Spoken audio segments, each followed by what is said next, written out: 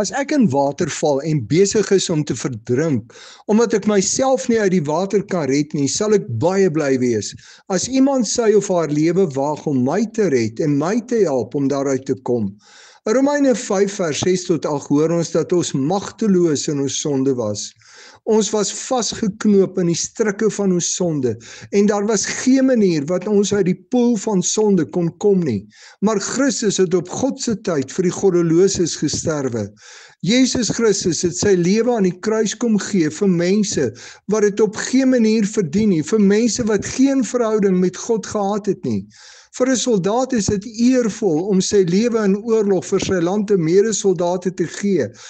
Dis die goeie mense vir wie jy jou lewe kan gee. Maar Christus gee sy lewe vir sy vyande. Hy kon nie 'n medalje na sy dood kry omdat hy so goed was om sy lewe vir sy land of mense te gee nie. Hy het sy lewe vir sy vyande gegee. En dus die goeie nuus van die evangelie.